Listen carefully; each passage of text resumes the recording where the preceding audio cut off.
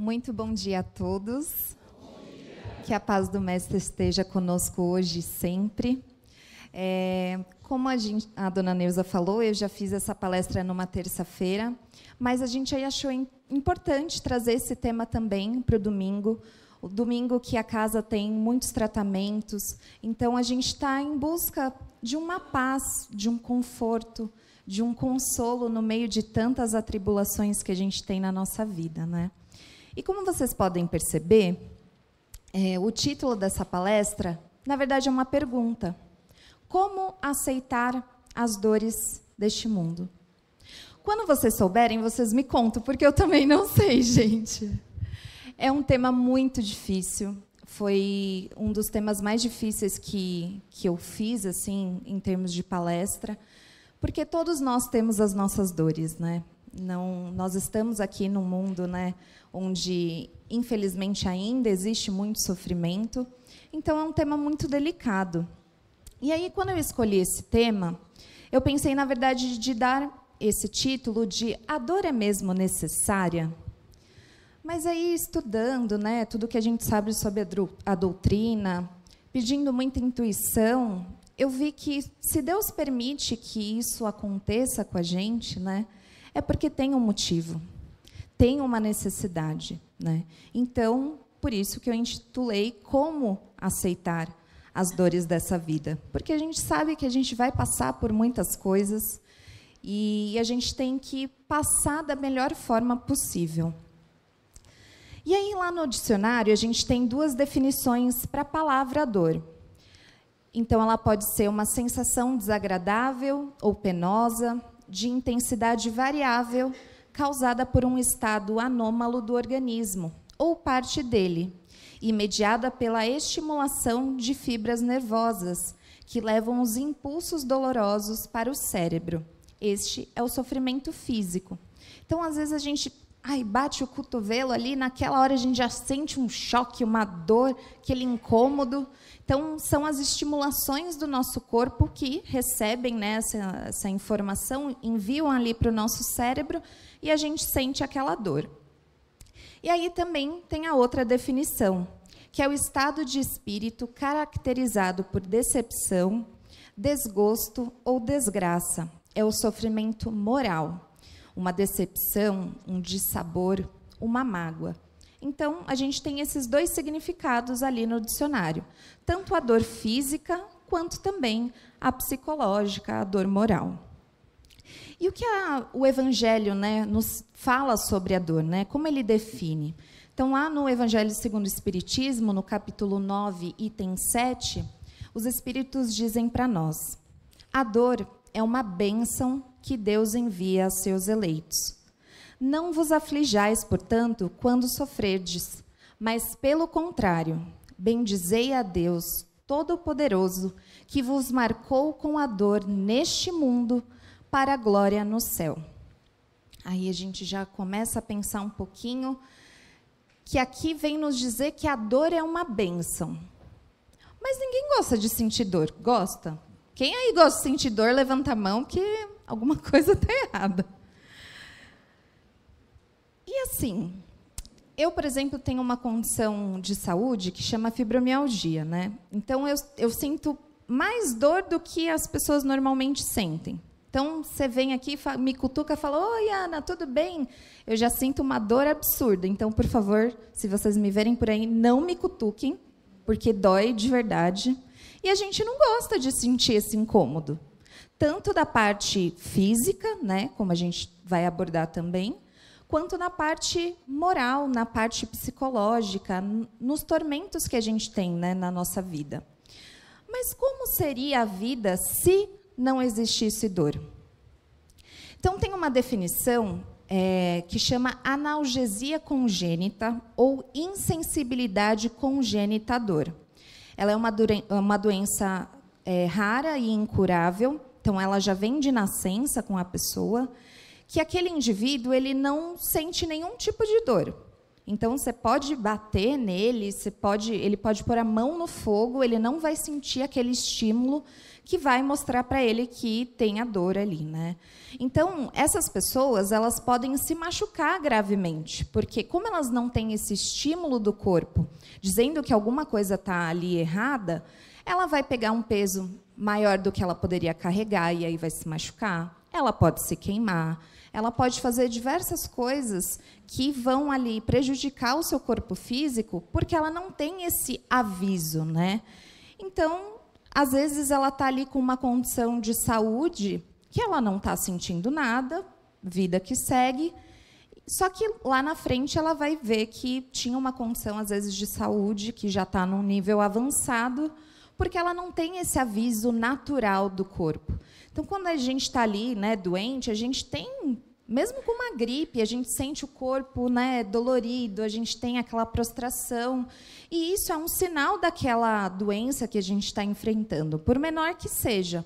E aí essas pessoas, elas não têm isso. Então, às vezes, algum quadro de saúde pode se agravar por ela não ter esse alerta, né?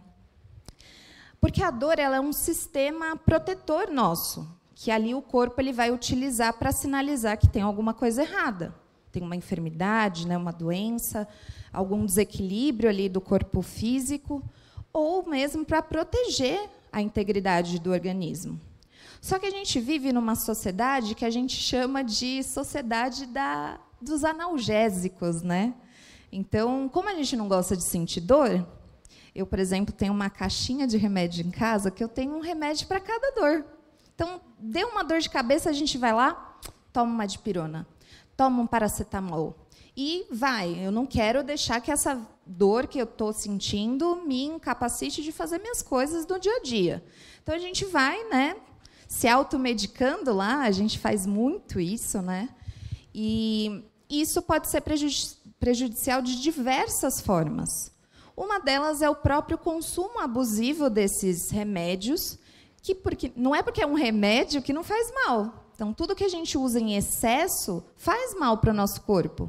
Então, se você pegar ali a bula da dipirona mesmo, que é um dos remédios mais comuns, ela vai ter ali os seus efeitos colaterais, suas contraindicações. Então, a gente tem que olhar também com o remédio em si, com cuidado, porque o uso excessivo de qualquer medicação que seja, ela vai ser prejudicial.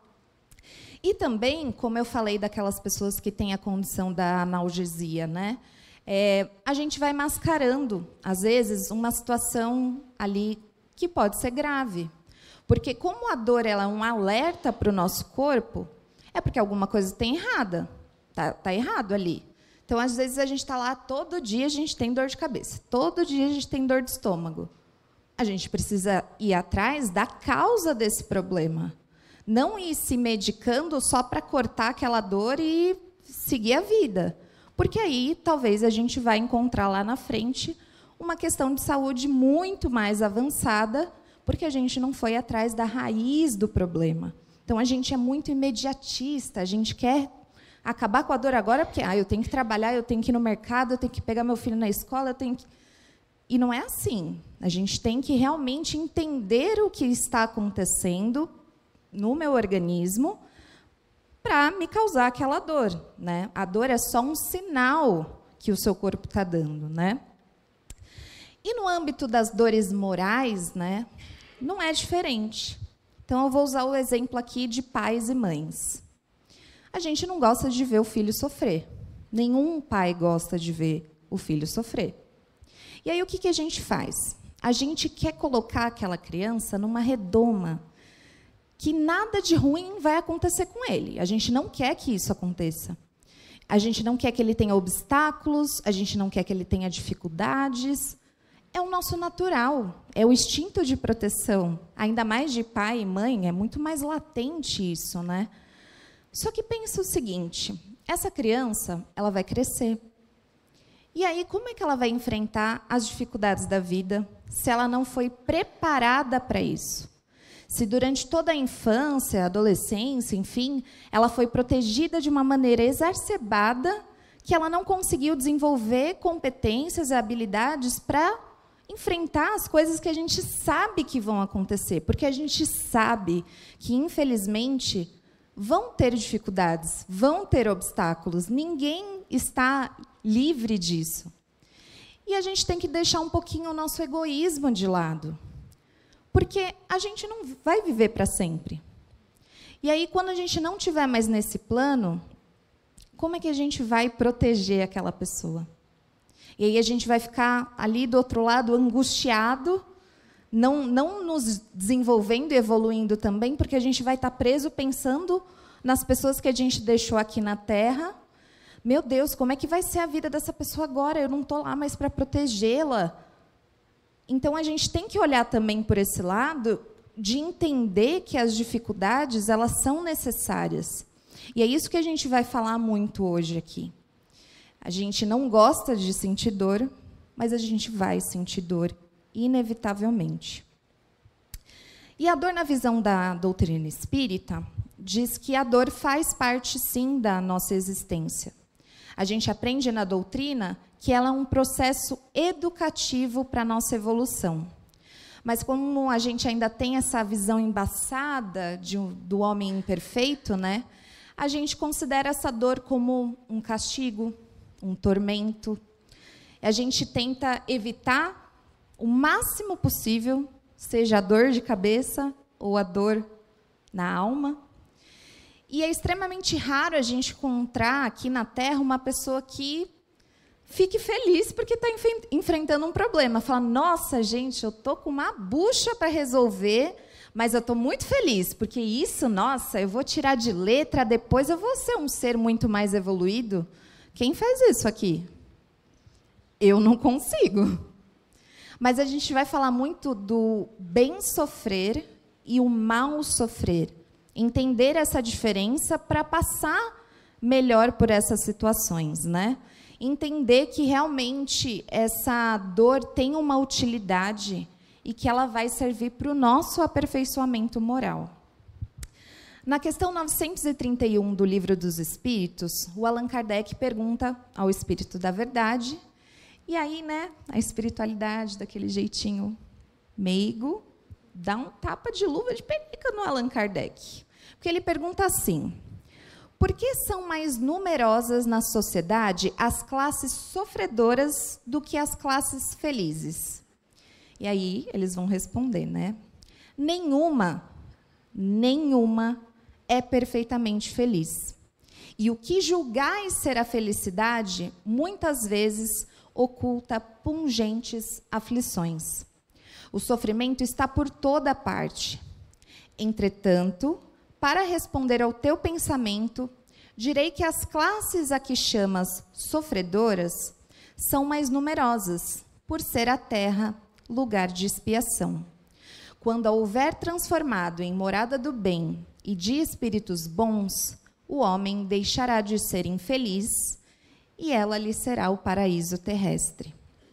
Então, a espiritualidade vem dizer para a gente que ninguém é 100% feliz aqui.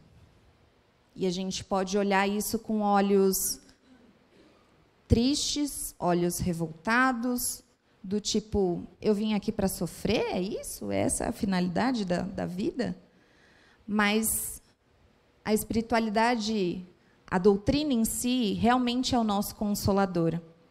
Porque quando a gente está passando ali por toda aquela dificuldade, a gente vai entender que tem um propósito e uma felicidade que já foi prometida para a gente, mas que não é desse mundo. Mas a gente, como imediatista, como eu falei, a gente quer ser feliz aqui, agora, neste momento, e esquece que tem muitas vidas depois dessa, né? E aí, a gente ouve muito falar de mundo de provas e expiações. Mas eu acho que a gente talvez possa mudar um pouco essa percepção e dizer que é um mundo para provas e expiações. Porque quando a gente fala e afirma que é um mundo de provas e expiações, a gente vê isso com um olhar meio que de um determinismo, que a gente está fadado para sofrer, certo? A gente fala, nossa, é isso, a gente só aceita, né? Tá bom, é isso e acabou. Mas se a gente olha pelo olhar separa provas e expiações, né, a gente vê como realmente uma questão transitória, que a gente vai passar por isso, mas depois tem um final que a gente espera ali e traz uma esperança, um conforto maior, né? A gente vê a dor ali como uma oportunidade, por mais difícil que isso seja. E quando a gente considera a dor como uma punição, a gente está se esquecendo que Deus é amor. A gente, muitas vezes, né, esquece que, por exemplo, as provas que a gente passa nessa vida, fomos nós mesmos que escolhemos. Olha só que coisa, não? A gente está lá no plano espiritual, fazendo o nosso plano reencarnatório, e a gente fala, nossa, nessa próxima encarnação eu vou vir numa família muito humilde, eu vou ter problema com vícios, eu vou... Nossa, mas pode pôr aí na lista que eu vou descer e eu vou arrasar. Aí chega aqui, né? Nasceu e não é bem assim.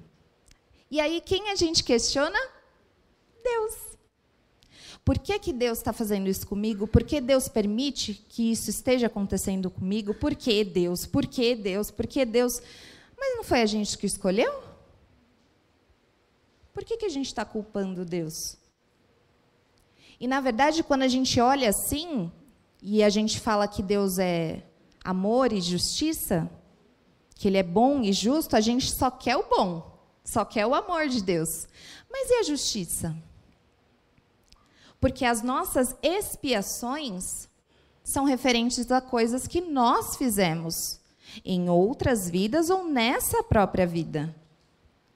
E aí, na hora, a gente fica revoltada com Deus, sendo que a gente mesmo que fez errado, a gente mesmo que se colocou nessa situação. E, na verdade, a gente está passando por isso justamente porque Deus é justo.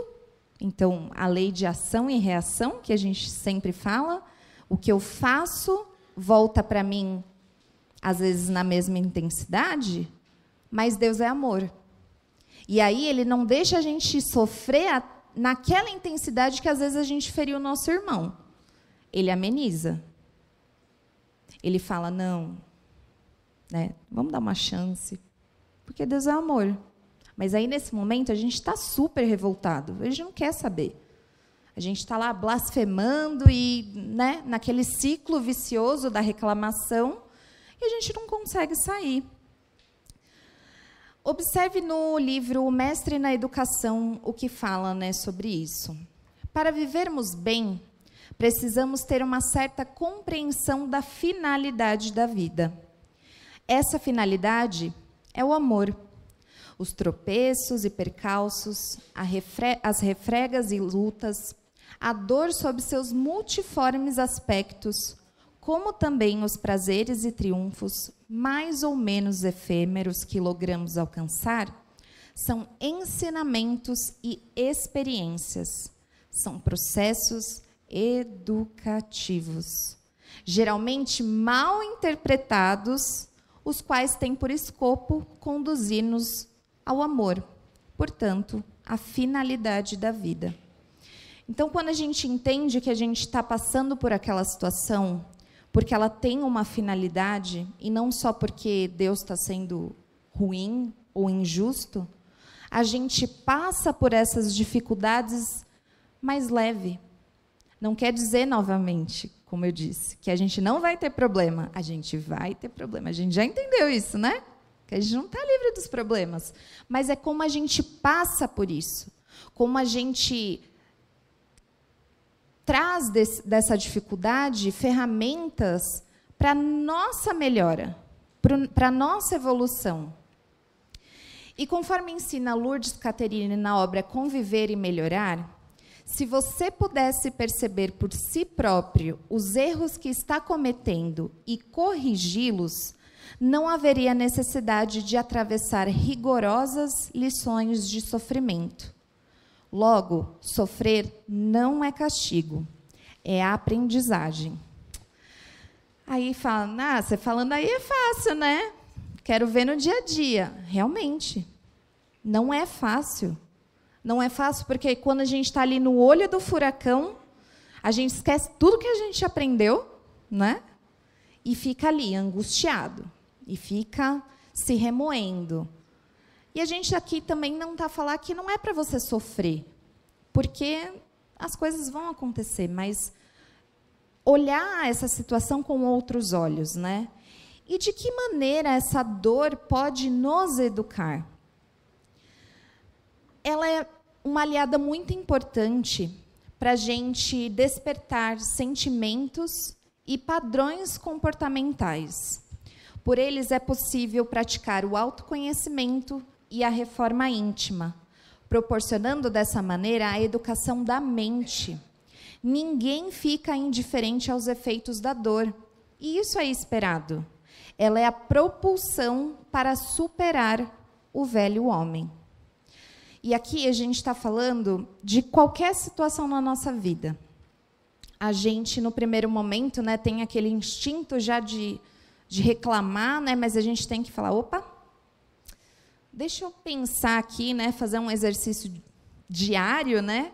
Por que eu estou passando por essa situação? O que eu poderia ter feito de diferente para não estar passando por essa situação? Ou de que maneira que eu estou olhando para esse problema? E a gente enfrenta situações que vão querer que esse homem velho saia da gente, né? O trânsito, então, é um instrumento de evolução, que se você conseguir passar pelo trânsito sem, né, blasfemar, sem reclamar, ó, você já ganhou muitos bônus horas, porque o velho homem tenta o tempo todo sair, você não, preciso, né, respira e segue. E também, com isso, a gente consegue olhar o outro e ter empatia com ele. Porque aí a gente sabe que todo mundo está passando por algum problema. Se a gente já viu que a dor é inevitável, que todos nós estamos, né, nessas condições, quando a gente, né, encontra uma pessoa que está com aquele mau humor, a gente já fala, nossa, essa pessoa aí, não sei o quê. Mas, gente, você não sabe qual problema ela está enfrentando. Eu sei que isso não justifica a gente ser mal educado, né? Não justifica. Mas a gente tem que entender também o lado da pessoa, porque a gente também está passando as nossas dificuldades que quase ninguém sabe. Poucas pessoas sabem, às vezes só Deus sabe. Então, o outro também está passando. Então, é um exercício tanto de empatia para com o outro, como de autoconhecimento, como de realmente praticar a reforma íntima, porque a gente fala muito sobre isso, mas não é sobre falar, é sobre fazer na prática, todo dia. Sabe, olhar aquela situação e falar o que isso pode me trazer para a minha melhora, né? Para o meu relacionamento com o próximo, enfim. E Leon Denis explica que, no meio das provações, as verdades que acabamos de recordar não nos dispensam das emoções e das lágrimas. Seria contra a natureza. Ensina-nos, pelo menos, a não murmurarmos, a não ficarmos acabrunhados sob o peso da dor. Afastam de nós os funestos pensamentos de revolta, de desespero ou de suicídio, que muitas vezes enxameiam no cérebro dos niilistas. Niilistas é aquele que não acredita que possa ter uma melhora, não acredita em nada, né? Se continuamos a chorar, é sem amargura e sem blasfêmia. Por isso que eu disse, minha missão hoje aqui não é falar, gente, para de chorar, que isso, que bobeira. Não. É para chorar. E a gente vai chorar. E isso não é problema nenhum. Na verdade, seria estranho se a gente não chorasse. Ou se a gente não se incomodasse com esse problema. Se a gente falasse assim, tá bom. É isso. Essa apatia é que seria estranho. Porque quando a gente sente o que a gente está passando, é ser humano. É ser humano. Porque isso é natural da nossa existência, é sentir. E no mundo de provas ou para provas, nos mostra Joana de Ângeles, no livro Plenitude, psicografia de Divaldo Pereira Franco, que os sofrimentos são vistos como instrumentos de educação e de progresso espiritual. Quando conseguimos vencer as dificuldades, damos um passo consistente para um progredir fundamental para o nosso desenvolvimento espiritual, ambicionados por todos os espíritos encarnados no mundo material. Então, é aquela famosa escada evolutiva que a gente sempre fala, que às vezes a gente sobe 2 degraus, desce mais um, porque a gente, né, dá uma escorregada ali no dia a dia, mas a gente está sempre querendo subir e subir. E vão ter essas dificuldades, né, nessa caminhada, mas a gente nunca pode perder de vista o nosso objetivo final. E ser um pouco menos imediatista de querer que esse resultado seja agora, porque aí a gente vai se frustrar. A gente vai querer que isso aconteça amanhã, e aí não vai acontecer amanhã. E aí a gente fica como? Reclamando, a gente fica, essa vida, meu. E não pode. Mas isso é um erro nosso de ter esse imediatismo de querer tudo para hoje. Tá bom, Ana, já entendi que a dor é necessária. Ok? Estamos ok nessa página, todo mundo? É isso, é necessária. Mas quando ela vem, como é que eu posso enfrentar? Que aí está o pulo do gato, né? Se a gente já sabe que ela é necessária, que ela vai acontecer, como eu posso enfrentar essa dificuldade que eu sei que vai vir? Primeiro, o doente, que somos todos nós, precisa aplicar esforços para deixar de ser triste. E aqui, de novo, reforço o ponto, não é a questão de não chorar, de não sentir, mas não se deixar afundar nesse sentimento. É deixar de ser desanimado, raivoso, odiento, revoltado, porque esses estados de ódio, de ansiedade, eles vão nos trazer doença. É só para isso que isso serve. É para piorar ainda a nossa condição de que ali a gente está com um problema, fica preocupado com esse problema e fica revoltado, aí fica doente, aí não consegue arrumar o problema, porque a gente está doente. Entenderam? A gente tem que entender o que está acontecendo, pode sim sofrer, vai chorar ali, mas vira a página e fala, o que eu posso aprender com isso? O que isso está querendo me mostrar? Porque 100% das vezes é isso. O que isso está querendo me mostrar? E aí a gente precisa, né, urgentemente renovar e mudar esses pensamentos para a gente não ficar preso, porque é isso que acontece, a gente fica preso ali num ciclo vicioso que a gente não sai mais.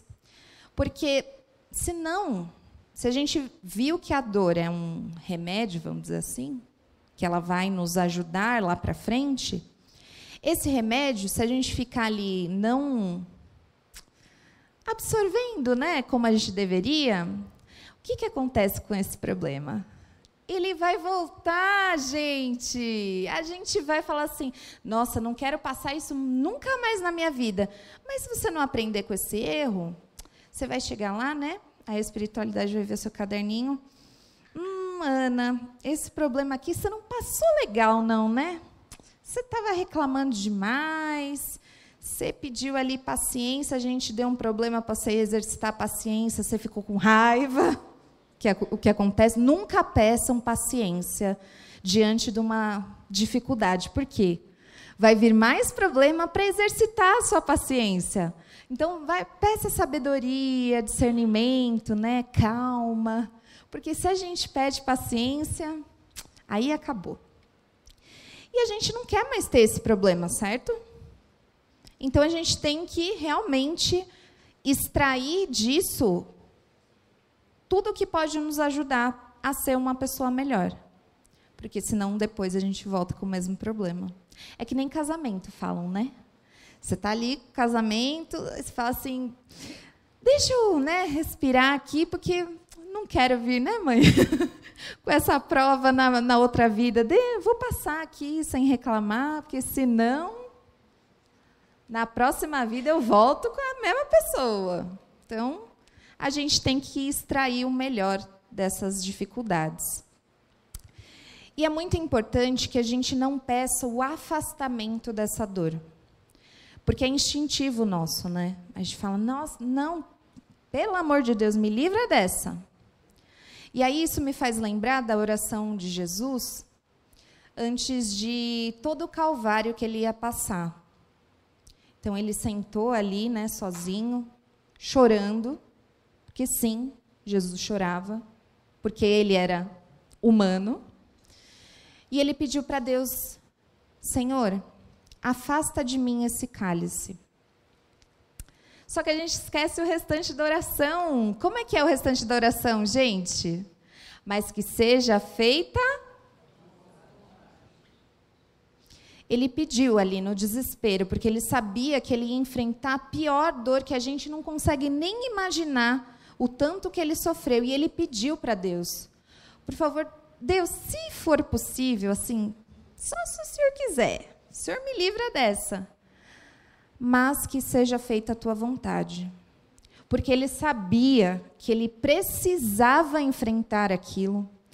Todo o calvário que ele passou, a morte dele do jeito que foi, para que hoje, 2025 anos depois, a gente ainda conseguisse falar sobre os seus ensinamentos. Então ele pediu, se for possível, afasta de mim esse cálice, mas faça a tua vontade. Porque é a sua vontade que é soberana. Eu não sei, às vezes, os planos de Deus, mas a gente tem que confiar que são os melhores, porque ele é bom e justo. Concluindo, a dor ela é inevitável, porque ela é a nossa propulsão em direção ao divino, ao nosso aperfeiçoamento, a sermos espíritos perfeitos. Deixa a gente mais vulnerável, mas deixa a gente mais tranquilo para absorver esses novos preceitos. O sofrimento que vem dela, ele pode durar mais ou menos, dependendo de nós mesmos. Que, como eu falei, é o bem sofrer ou o mal sofrer. Como eu vou passar por essa dificuldade? E que ela é uma advertência. Sempre ela é uma advertência. Do que eu fiz de errado ou do que eu estou fazendo de errado, para que caminho que eu tenho que ir, porque ela busca uma ação nossa, uma reação nossa perante a isso que a gente está passando. O que eu posso melhorar? E ela não é um castigo. Quando a gente entender, né, internalizar isso de verdade, a gente vai passar muito melhor por essas dificuldades. Porque a gente não vai estar naquele ciclo vicioso de reclamação e de amargura. E a gente tem que lembrar que a gente nunca está sozinho. Então, às vezes, por mais que fisicamente, às vezes, a gente se sinta sozinho, vai lá no seu quarto, põe uma musiquinha, né, calma, conversa com a espiritualidade, conversa com Deus. Porque, às vezes, a gente parece que está num lugar todo embaçado e a gente não está vendo um passo na nossa frente. Não sabe como vai sair daquela dificuldade. E aí, quando a gente conversa, quando a gente acalma no nosso coração, a gente consegue ver uma luz, menor que seja, que pelo menos vai nos dar a esperança de que tem uma saída, tem um amanhã, tem uma outra vida, que tudo vai ser melhor. E a gente tem que lembrar que tudo passa. Vou fazer um exercício com vocês. Levanta a mão aqui quem hoje está passando por uma dificuldade. Agora olhem para o lado. Continue com a mão levantada. Olhem para o lado. Quantas pessoas aqui estão passando por uma dificuldade? Agora vamos fazer um outro exercício. Olha para o lado e fala para o seu irmão, tudo passa.